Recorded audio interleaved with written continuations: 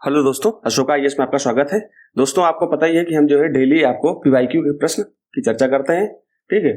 और एक सीरीज हमारी और चलती है प्रैक्टिस, उस पर भी प्रैक्टिस हम कराते हैं जिसपे हम संभावित प्रश्नों की चर्चा करते हैं। यहाँ पर हम पीवाईक्यू में हम मेंस के प्रश्न लेते हैं और प्रैक्टिस सीरीज में हम संभावित प्रश्न लेते हैं विभिन्न टेस्ट सीरीजों के माध्यम से, ठीक। तो चलते हैं सीधे प्रश्न पे, इधर उधर की बात ना करते हुए। प्रैक्टिस सीरीज अभी हमारी बंद है, तो आप थोड़ा सा वेट करिए। एक दो दिन 12 तारीख को पीसीएस का एग्जाम हो जाए तो मैं थोड़ा फ्री हो जाऊंगा, क्योंकि मेंटरशिप में भी मुझे थोड़ा समय देना पड़ता है।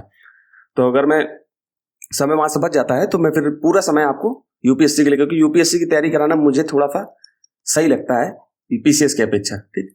लेकिन मैं जिस संस्थान से जुड़ा हूं तो वहां थोड़ा तो काम करना ही पड़ेगा, क्योंकि वहां नहीं काम करेंगे तो फिर चलिए खैर अलग चीज है। तो यहाँ पर देखिए, कुछ बच्चों को ये नहीं समझ में आ रहा होगा कि 1040 क्वेश्चन का, ये 1040 का मतलब क्या है। 1040 का मतलब है कि प्रतिवर्ष जीएस में 20 क्वेश्चन पूछे जाते हैं एक पेपर में। तो 4 पेपर में कितने हुए? 80 क्वेश्चन।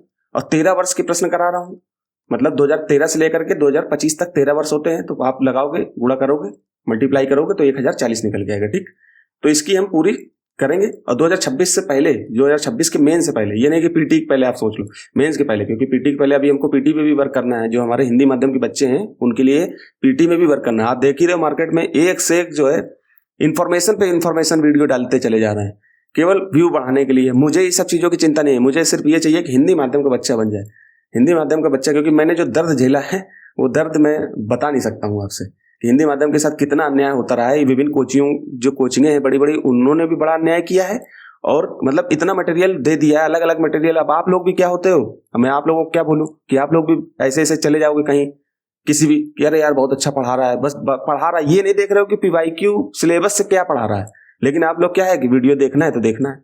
खैर वो अलग चीज है, मैं किसी संस्थान की आलोचना नहीं करूंगा, मतलब डायरेक्ट आलोचना तो कर ही रहा हूँ, लेकिन आलोचना सकारात्मक दृष्टि में ही कर सकता हूँ, क्योंकि हिंदी माध्यम का रिजल्ट गिर रहा है। आप देख रहे हो कि लगभग 100 में कोई आ ही नहीं रहा है।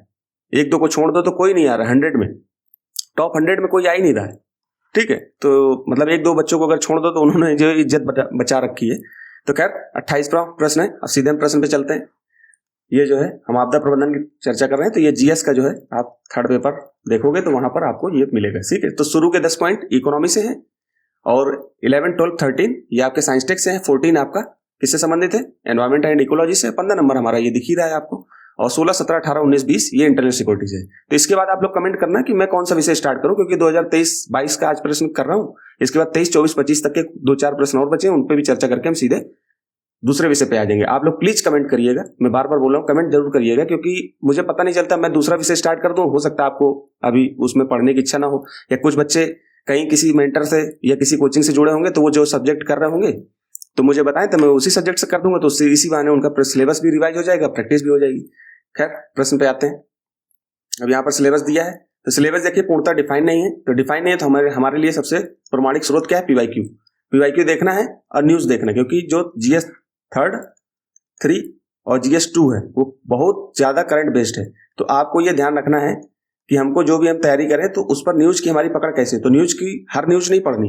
तो पीवाईक्यू हमारा जो है एक स्रोत है जो हमें बताता है कि हमें कौन सी न्यूज पढ़नी, कौन सी नहीं पढ़नी। सिलेबस, पीवाईक्यू, न्यूज और सब्जेक्ट, मतलब सिलेबस पीवाईक्यू आपकी आधार है। और उसके साथ साथ जो भी आप पढ़ोगे, जीएस पढ़ोगे, जीएस के कोई सब्जेक्ट पढ़ोगे या न्यूज पढ़ोगे, जो भी करंट वगैरह पढ़ोगे, तो आपको ये सब चीजें ध्यान रखनी है।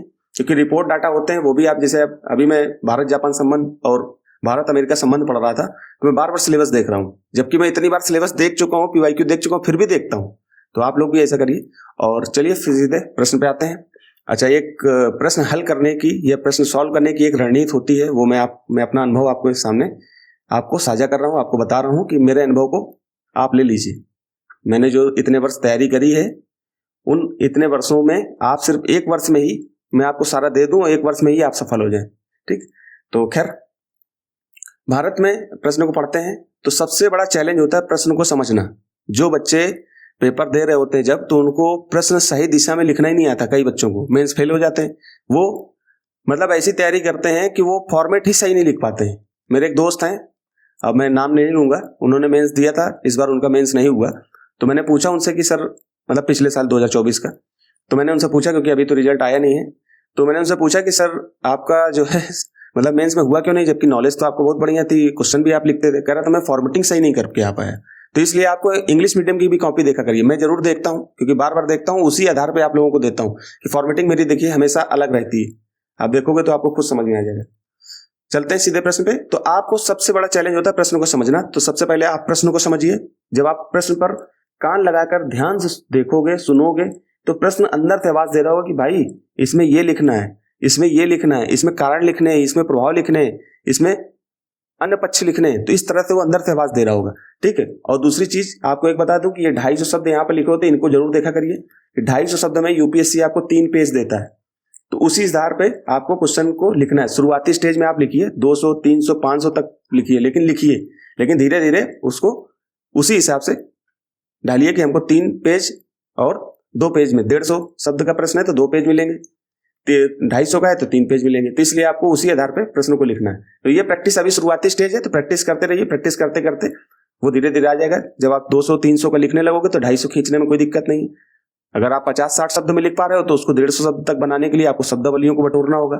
वो हम यहाँ पर निरंतर आप देखते रहोगे, आपकी शब्दावलियां अच्छी हो जाएंगी। मैं खुद अच्छी शब्दावलियों को चयन करके आपके समझ पेश करता हूँ, ठीक है। तो चलते हैं प्रश्न पे। भारत में तटीय अपरदन, अभी 2025 में भी एक प्रश्न इसी से संबंधित लगभग पूछा गया है, मिलता जुलता। तो इसके जो पॉइंट होते हैं वो भी आप यूज कर सकते हो, ठीक है। 2025 में तटीय जलभृत के बारे में पूछा है।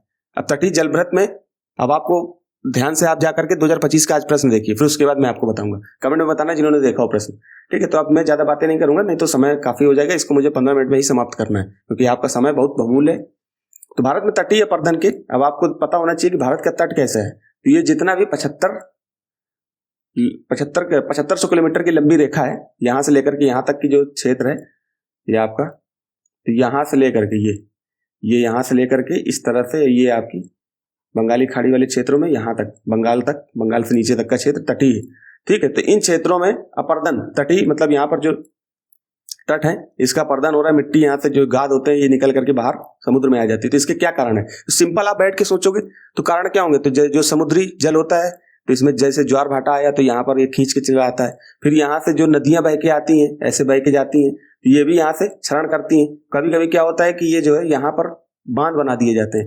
अब बांध बनाने के कारण ये जब नदियां यहाँ से नीचे से निकल के जाती है तो बांध में क्या होता है, यहाँ का जो गाद होता है वो यहीं रुक जाता है। कुछ पानी जो जाता है तो पानी बहुत तेजी गति से जाता है। जब तेज गति से जाता है, हालांकि तट तक आते थे धीमे हो जाता है, लेकिन फिर भी तट को काट देता है। तो वहां पर अब आपको पता ही है कि जो अपरदन होता है वो गत्यात्मक क्रिया है। मैंने भूगोल में पढ़ाया है, आप जाकर देख सकते हो। पिछले वीडियो में 27 में भी थोड़ी सी चर्चा करी थी। तो अपरदन क्या होती है? अपरदन एक गत्यात्मक क्रिया है। और गत्यात्मक अपरदन को कौन कौन से माध्यम किस किस के द्वारा ले जाया जा सकता है? तो हमने बताया था कि जो वायु होती है, पवन होती है, गुरुत्वाकर्षण होता है और जल होता है। ये जो अपरदन मिट्टी को या बालू को एक स्थान से दूसरे स्थान ले जाता है, ठीक है। तो यहाँ पर आपको ये चीज समझ में, तो यहाँ पर आपने बांध बना दी है, तो अब जो नदी यहाँ से आ रही तो पानी लेकर के आएगी तो यहाँ के गाद को काट देगी। अगर इसके साथ गाद मिट्टी आएगी तो मिट्टी के साथ जब पानी आएगा तो यहाँ पर थोड़ा सा धीमा हो जाता है, तो यहाँ पर इसको यहाँ पर जमा कर देगा तो कम कटेगा लेकिन कम कटेगा। तो ये कई कारण है, अभी आगे मैं फॉर्मेटिंग कर रखा हूँ, वहां पर मैं अच्छे से समझाऊंगा, ठीक है। तो उसमें क्या कह रहा है कि प्रभाव मतलब तटीय अपरदन के कारणों को बताइए, उसके प्रभाव क्या है, मतलब कारण क्या है, फिर प्रभाव क्या है उसको समझा दो। फिर खतरे का मुकाबला करने के लिए तटीय प्रबंधन की तकनीकें। तो ये देखिए प्रश्न जब भी इस तरह के पूछे जाते हैं तो आपको यहाँ पर प्रश्न अगर समझोगे तो ये हमेशा याद रखना कि आप एक आईएएस अधिकारी हो, आपसे उस संबंध में केंद्र स्तर पर और जो तटीय राज्य है जहां पर आप काम करोगे वहां पर मुख्यमंत्री या उससे संबंधित मंत्री जो होगा वो आपसे सलाह ले रहा है, तो इस तरह की सलाह जरूर लेता है। आपको समझ में आ गया होगा कि आपसे सुझाव क्या, प्रबंधन की तकनीक क्या होनी चाहिए, तो आप वैसे ही सोचा करिए। तो जब आप आज सोचोगे तो कल जब आप आईएएस बन जाओगे तो वहां पर आपको और ज्यादा फायदा मिलेगा, बताने में, इंटरव्यू में फायदा मिलेगा, ठीक है। तो यहाँ पर हम सीधे चलते हैं।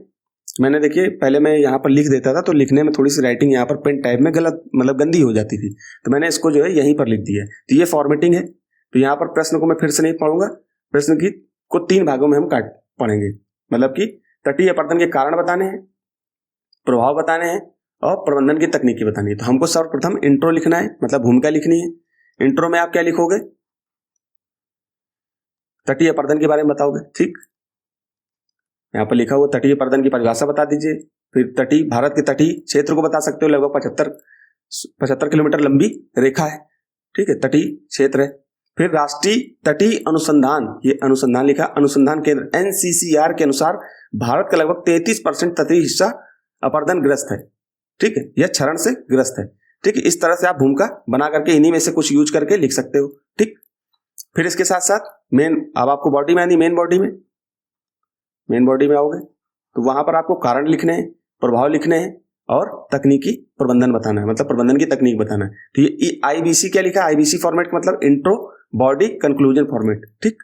तो यहाँ पर मैंने देखिए बॉडी में लिखा, बॉडी में कारण बताने हैं, प्राकृतिक कारण। अब कारण में सोचो, प्राकृतिक कारण भी हो सकते हैं, मानवजनित भी। अब ये बैठे बैठे सोचो समुद्री लहरें जो आती हैं, मान लो ये तट है, यहाँ समुद्री लहरें आएंगी तो ऐसे आएंगी फिर जाएंगी, मतलब ज्वार भाटा के तरीके। देख क्या होंगी, यहाँ से जो तट में आप बीच वगैरह देखते होगे तो वहां पर भी आपको ये चीजें देखने को मिलती होंगी कि यहाँ से आती है, यहाँ की जो बालू होती तट होती है उनको काट के ले जाती है। ज्वार भाटा, तूफान, समुद्री स्तर का बढ़ना, आप देख ही रहे हो कि जलवायु परिवर्तन के कारण समुद्री स्तर कैसे बढ़ रहा है, ठीक है। तो ये ऐसे तट कटते जाएंगे। फिर तटीय निर्माण, मानवजनित में क्या हो जाएगा, मानवजनित जो कारण है तटीय निर्माण, बंदरगाह विकास, बंदरगाहों का विकास होता है, मालूम मानवजनित। यहाँ पर बंदरगाह बना रहे हैं लेकिन अवैज्ञानिक तरीके से बना रहे हैं, अनियोजित तरीके से बना रहे हैं, ठीक है। अवैज्ञानिक तरीके से बना रहे हैं और अनियोजित तरीके से बना रहे हैं। फिर यहाँ पर जो मैंग्रोव हैं उनका विनाश कर रहे हैं, और मैंग्रोव हमारे लिए बहुत अच्छे माने जाते हैं। आपको पता ही है कि ये जो है जलवायु परिवर्तन में, बाढ़ में बहुत ज्यादा फायदा, सुनामी में बहुत ज्यादा फायदा हमें, मतलब प्रभावित क्षेत्र को बहुत ज्यादा बचाने में काम करते हैं, तो इनका विनाश नहीं होना चाहिए। फिर नदी मार्ग में डैम बनाना और अवरोध। तो नदी वाला मैंने बताया कि जैसे ये मान लो नदी है, ये आपका क्षेत्र है और नदी ऐसे बह के आ रही है, ठीक है। तो यहाँ पर आपने बांध बना दिया, बांध बनाने के कारण जो जल से गाद वगैरह मिट्टी वगैरह आ रही है वो बांध ने रोक लिया, फिर सीधे पानी बहते हो जाएगा तो यहाँ की मिट्टी का क्षरण करेगा, तो वही है अपर्दन, ठीक। तो ये कारण है। फिर प्रभाव में आपने क्या बताया, इसके प्रभाव क्या पड़ेंगे, नुकसान कहाँ कहाँ होगा, ठीक है। तो तटीय भूमि व आवास का नुकसान होगा, जो तटीय भूमि है वहां पर आवास का नुकसान, जो वहां पर जीव पाए जाते हैं, जैसे आप देखते होंगे डुगोंग है और भी जीव है, ठीक है। टर्टल है, कछुआ जो होता है आप पढ़ते होंगे, एक विशेष प्रकार का कछुआ है, कमेंट में बताना कौन सा कछुआ है, येलो टर्टल कौन सा है। तो फिर कृषि भूमि का जो है, कृषि भूमि का भी नुकसान होता है, ताजे पानी जो होते हैं उनको स्रोतों का खतरा बना रहता है, जैव विविधता और इकोसिस्टम की हानि होती है। आपने जैव विविधता और इकोसिस्टम में आप उदाहरण भी डाल सकते हो, जैसे डुगोंग के क्षेत्र का नुकसान हो रहा है, इस तरह से आपको उदाहरण डालने में, यहाँ पर उदाहरण नहीं दिया हूँ एक दो, आप चाहो क्योंकि भाई लिखना होता है बहुत तीव्र गति से, तो मुझे जो बेसिक जानकारी होती है मैं तो डाल देता हूँ, कभी कभी उदाहरण याद आ जाते हैं तो लिख देता हूँ, नहीं तो आपको यहाँ बता देता हूँ, बोल देता हूँ, ठीक है, और कभी कभी लिख भी देता हूँ, ठीक है। तो इससे मत्स्य उद्योग या पर्यटन पर नकारात्मक प्रभाव पड़ेगा। फिर तटीय प्रबंधन तकनीकें, इसमें तकनीकें क्या है, मतलब प्रयास क्या करनी चाहिए, तो यहाँ हार्डकोर इंजीनियरिंग में जैसे सी वॉल्स बना देना, ब्रेक वाटर बना देना, ब्रेक वाटर्स के लिए, वाटर को रोकने के लिए प्रयास करना। फिर सॉफ्ट इंजीनियरिंग में जैसे बीच नरिशमेंट, मैंग्रोव पुनर्स्थापन। फिर नीतिगत उपाय से क्या करें, प्रारंभिक चेतावनी प्रणाली वगैरह, सामुदायिक भागीदारी, एकीकृत तटीय क्षेत्र प्रबंधन, इस तरह की तकनीक को अपना करके आप लिख सकते हो। फिर आपको सिंपल निष्कर्ष लिखना है, निष्कर्ष में चाहिए में होना चाहिए, चाहिए का मतलब हमेशा सुझाव देना कि आपको ऐसा करना चाहिए, वैसा करना चाहिए, इस तरह से, मतलब सरकार को आप सुझाव दे रहे हो तो सुझाव देते हैं तो आप शालीनता से सकारात्मक वे में, तो आपको हमेशा सकारात्मक वे में लिखना है, ठीक है। सकारात्मक निष्कर्ष लिखना है कि क्या प्रयास किए जाते हैं। तो ऊपर जो पॉइंट दिए हैं आपने तकनीकी में, मतलब इसके सुधार के लिए या जो इसको रोकने के प्रयास, तो इन्हीं पॉइंटों के, एक दो पॉइंटों को उठा करके आप आराम से निष्कर्ष लिख सकते हो। तो आपने जैसे चाहिए में लिखा होना चाहिए निष्कर्ष, सुझाव जैसा लगे, जैसे कि निष्कर्ष मतलब कैसा निष्कर्ष होना है, सुझाव जैसे कि तटीय अपरदन से निपटने के लिए सामुदायिक भागीदारी, ठीक, सतत विकास दृष्टिकोण और नियोजित तटीय निर्माण। यहाँ पर वही चीज मैंने बोली, यहाँ पर जो चीजें लिखी हैं वही चीजों का निष्कर्ष लिखना है। बंदरगाहों का विकास, यह वैज्ञानिक विकास करना चाहिए, जिससे न केवल तटीय आजीविका बल्कि पारिस्थितिकी और राष्ट्रीय सुरक्षा के लिए भी जरूरी है। इस तरह की इंफॉर्मेशन मैंने आपको एक दे दी, ठीक है। मैंने लिखा नहीं अलग से, क्योंकि मैंने मतलब यहाँ पर जो लिखता था ये नहीं लिखा, ठीक है। बाकी प्रश्न लिखा है, प्रश्न में क्योंकि कॉपी में ही मैंने लिख दिया, क्योंकि बार बार यहाँ पर लिखने से एक तो टाइम जाता था, रुक करके मैं लिखता था, एक एक आधे घंटे मुझे लिखने में लग जाते थे, क्योंकि ठीक से लिख नहीं पाता था इसमें, तो इसलिए जो है कॉपी पे लिख दिया और फिर प्रश्न भी लिख दिया नीचे। तो यहाँ से प्रश्न स्टार्ट है, यहाँ से भूमिका स्टार्ट है, ठीक। तो भूमिका आप इस तरह से यहाँ से उठा सकते हो। तो यहाँ पर देखिए भूमिका में क्या होता है कि हमेशा जीएस के प्रश्नों में क्या होता है कि आप जीएस 3 में और जीएस 2 में क्या होता है कि आपको करंट बेस्ड होता है, तो आप किसी रिपोर्ट डाटा से प्रश्नों की शुरुआत कर सकते हो या आपदा की परिभाषा कर सकते हो। तो यहाँ पर हमारे पास डाटा था तो मैंने डाटा से स्टार्ट कर दिया, ठीक। कि तटीय अपरदन वह प्रक्रिया है जिसमें समुद्री गतिविधियों के कारण तटीय भूमि का धीरे धीरे क्षरण होता जाता है। मैंने इसमें यहाँ पर परिभाषा दे दी किसकी, तटीय अपरदन की दे दी, ठीक। फिर उसके बाद डाटा भी दे दिया। फिर राष्ट्रीय तटीय अनुसंधान केंद्र के अनुसार भारत का लगभग 33% तटीय हिस्सा क्षरणग्रस्त है, ठीक। अब ये आप डाटा याद कर लो, मैं इसको पीडीएफ टेलीग्राम पे दे दूंगा। फिर भारत का लगभग, अब मैंने इंफॉर्मेशन यहाँ से थोड़ी सी और दे दी कि भारत लगभग 7500 किलोमीटर लंबा तटीय क्षेत्र है, देश की अर्थव्यवस्था, जैव विविधता और आजीविका के लिए महत्वपूर्ण क्षेत्र है। यहीं पर आपको मैप भी देना है, तो मैप आपने यहाँ पर लगा देना है। एनसीईआर के डेटा के अनुसार लगभग 33% प्रतिशत अपरदनग्रस्त है। अब मैंने ये देखिए यहाँ पर लगा दिया है। अब आप लोग चाहो तो इसमें और बेहतर क्या कर सकते हो कि यहाँ पर क्षेत्र बांट दीजिए कि यहाँ पर गुजरात का क्षेत्र है, यहाँ साइड में लिख देंगे गुजरात का क्षेत्र है, यहाँ पर आपका महाराष्ट्र और कर्नाटक का क्षेत्र है, फिर केरल वगैरह का क्षेत्र, तमिलनाडु का क्षेत्र बता दो, आंध्र प्रदेश का क्षेत्र बता सकते हो, उड़ीसा का क्षेत्र बता सकते हो, ठीक है, इस तरह से। लेकिन उनके डाटा वगैरह नहीं याद कर सकते क्योंकि फिर एक ही प्रश्न आपका बेहतर हो पाएगा, सारे प्रश्न नहीं हो पाएंगे। तो थोड़ा थोड़ा सा जानकारी इस तरह से आपने मैप बना दिया। फिर इसके बाद फिर तटीय अपर्दन के कारण, तो प्राकृतिक कारण में क्या लिखा, ज्वार भाटा, चक्रवात, समुद्री जल स्तर में वृद्धि, जलवायु परिवर्तन के कारण कोष्टक में डाल दिया, सुनामी आदि, ठीक, ये मैंने प्राकृतिक में डाल दिया। फिर यहाँ से मानवीय में कैसे, तटीय अवसंरचना का अवैज्ञानिक या अनियोजित निर्माण, बंदरगाहों का विकास, मैंग्रोव समुद्री रेत मतलब मैंग्रोव की क्षति, ये मैंग्रोव की हानि, ठीक है, यहाँ पर मैंने नहीं डाला, हानि लिख देते, आप हानि लिख लेना, ठीक है, समुद्री रेत खनन, नदी प्रवाह में बाधा, प्रवाल भत्तियों का नुकसान, ठीक, यहाँ तक आपने लिखा हो। फिर यहाँ पर तटीय अपर्दन के प्रभाव, ठीक है, ये देखिए क्योंकि स्क्रीनशॉट लेकर कॉपी में लिखता हूँ, स्क्रीनशॉट लेकर के फिर लगाता हूँ, तो ये थोड़ा सा पीडीएफ वगैरह थोड़ी सी वैसी हो जाती है। बाकी आपको पढ़ने में समझ में आ रही होगी, ना समझ में आए तो कमेंट करना, मैं चेंज भी कर दूंगा, कोई और ऑप्शन ढूंढूंगा। फिर प्रभाव क्या हो सकते हैं, तटीय बस्तियां जो होती हैं, तट के किनारे जो बसी होती है उनको नुकसान हो जाता है, भूमि का क्षरण होता है और भूमि डूब भी जाती है, जैव विविधता का ह्रास होता है, जो वहां पर मैंग्रोव वगैरह लगे होते हैं, वह जीव जंतु जो रहते हैं तो उनको नुकसान हो जाता है। आप यहाँ पर एग्जाम्पल में डाल सकते हो, अगर आपको एग्जाम्पल कोई करंट का चल रहा हो, क्योंकि करंट में ही चल रहा होगा तभी ये पूछा गया है, तो यहाँ पर एग्जाम्पल जरूर डाल दीजिए, इसलिए मैंने यहाँ पर थोड़ा सा आपको बता दिया। तो आप जो भी लिखें तो इन सब चीजों को ध्यान रखें। फिर मत्स्य उत्पादन और पर्यटन उद्योग भी प्रभावित होगा। भाई अभी आपने अमेरिका ने क्या कर दिया, 50% टैरिफ इसी पे लगा दिया, किस पे, समुद्री भोजन पर, जो समुद्री हमारी जो समुद्री उत्पादन होता है उस पर 50% टैरिफ लगा दिया। मान लो टैरिफ न लगाया होता तो हमारा जो है लगभग 3 बिलियन डॉलर का व्यापार किससे होता है, समुद्री उद्योग, समुद्री मतलब कि उत्पादों से होता है। अब ये जो है कंफर्म कर लेना, ये डाटा 3 बिलियन डॉलर, ठीक है, मैंने कहीं पढ़ा था तो मैं बता रहा हूँ। तो ये जो है अगर ये खराब होगा तो हमारा निर्यात भी प्रभावित होगा। निर्यात वैसे भी हम बहुत कम करते हैं, थोड़ा बहुत कर रहे हैं तो वो भी प्रभावित होगा। तो पर्यटन उद्योग को नुकसान होगा। भूजल का खारा होना, भूजल खारा होगा तो अभी इसी संबंधित प्रश्न पूछा है, तटीय जलभृत से संबंधित की, जो वहां पर तटीय जलभृत होता है उससे क्या क्या नुकसान होता है, तो भूजल वहां का खारा हो रहा है, ठीक है। फिर कृषि भूमि का खतरा बना रहता है, आजीविका संकट होती है, जो मत्स्य उद्योग वहां पर करते हैं तो उनके लिए भी खतरा हो सकता है। तटीय समुदायों का विस्थापन हो जाएगा, ठीक है, वहां से लोग पलायन करके दूसरी जगह जाएंगे, तो वहां जिस जगह जाएंगे वहां पर भी कोई ना कोई कारण बनेंगे। क्या कारण बनेंगे, जनसंख्या, जैसे मुंबई वगैरह में देखते ही हो कि यूपी बिहार के लोग जाते हैं तो वहां कितना जो है उनको दर्द झेलना पड़ता है। फिर तटीय प्रबंधन की तकनीकें क्या होती है, तो हम नीतिगत उपाय में आपको सिंपल नीतिगत उपाय आपको पता ही है कि जैसे पूर्व चेतावनी प्रणाली, ये पहले भी हम आपदा में कर चुके हैं, तो इसको लिखना ही लिखना है। फिर यहाँ पर एकीकृत तटीय क्षेत्र प्रबंधन, इंटीग्रेटेड कोस्टल जोन मैनेजमेंट, इसका भी डाल सकते हो कि हम एकीकृत तटीय क्षेत्र प्रबंधन करें, मतलब एक जगह से लेकर के दूसरी जगह, ये नहीं कि राज्य सरकार यहाँ पर है तो राज्य सरकार को देखना है, हमें एकीकृत करके पूरे तट को देखना है, ठीक है। फिर उसके साथ साथ सामुदायिक भागीदारी का विकास, ये तो लिखना ही लिखना है भाई, ये तो देखिए ये पॉइंट तो पहले ही आपदा प्रबंधन में लिख चुके हो आप, तो ये सब चीजें आपको लिखनी। फिर मैंग्रोव के पेड़ और पौधे लगा करके इनसे बचाव कर सकते हो, मतलब ये तकनीकी है, ये प्रबंधन के उपाय हैं, ठीक है। तटीय घास के मैदानों का विकास कर देना, ठीक है। सीवॉल जैसे कंक्रीट या पत्थर की दीवारें जिससे तट रेखा की रक्षा हो सके।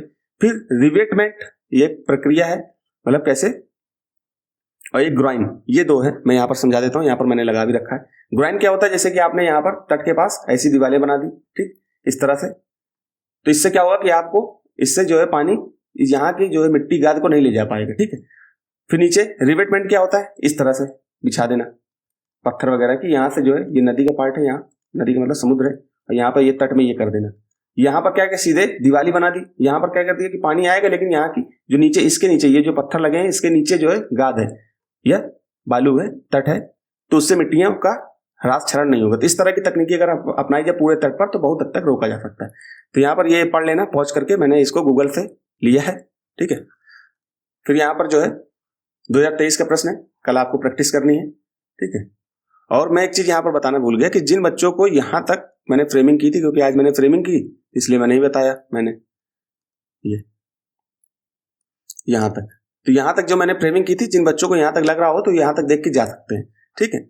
और जिन बच्चों को बिगनर है तो यहाँ से मैंने स्टार्ट किया है, तो वो बिगनर पूरा, मतलब बिगनर को तो पूरा ही देखना चाहिए, ठीक है। तो फिर आगे जो है कल का प्रश्न है, पॉज किए दे रहा हूँ, आप इसको पढ़िएगा, ठीक, बांधों की विफलता से संबंधित प्रश्न आया है। अभी मैंने बांध की चर्चा की, नदी, अब वहां पर चर्चा से तो प्रश्न नहीं हो जाएगा, लेकिन जो प्रयास होते हैं वो हर आपदा में प्रयास तो एक ही जैसे होते हैं ना, थोड़े बहुत चेंज के साथ, मतलब आपको लिखने के लिए, ठीक है। सूखा आया तो कुछ पॉइंट होंगे, तो सूखे में भी वही पॉइंट डालने हैं। बस आपको एक्टिव रहना है कि आप लिखते समय आपको एक्टिव रहना है कि आप बाढ़ की जगह सूखा की चीजें नहीं डाल दो, डालना है, लेकिन कुछ चीजें जो कॉमन होती है, मैं अभी प्रश्न जब 2025 का समाप्त हो जाएगा तो कुछ पॉइंट आपको दे दूंगा जो कॉमन है, हर जगह आप वही डाल सकते हो, लिख सकते हो, ठीक है। तो ये डे 29 का है और इसकी चर्चा हम करेंगे। तो इसको आप प्रैक्टिस करिएगा जितना ज्यादा हो सके, मेंस में खूब प्रैक्टिस करिए, खूब प्रैक्टिस करिए, खूब प्रैक्टिस करिए, तभी आपका सिलेक्शन होगा, अन्यथा जो है आप दौड़ से बहुत दूर हो जाओगे। हिंदी माध्यम का वैसे रिजल्ट बिगड़ रहा है, मैं आपके साथ इतनी लगा हुआ हूँ, तो कहीं ना कुछ सोच कर लगा हूँ। और मैंने मेंस को ही क्यों लिया पहले, इसलिए क्योंकि मेंस ही नहीं आपका तैयार होगा तो कैसे आप प्रीलिम्स निकालोगे, सॉरी, मेंस ही नहीं तैयार होगा तो फाइनल आपका कैसे सिलेक्शन होगा। प्रीलिम्स तो बहुत बड़ी बात है, हिंदी माध्यम के लिए है ही, ठीक है। तो यहीं तक रखते हैं दोस्तों, धन्यवाद।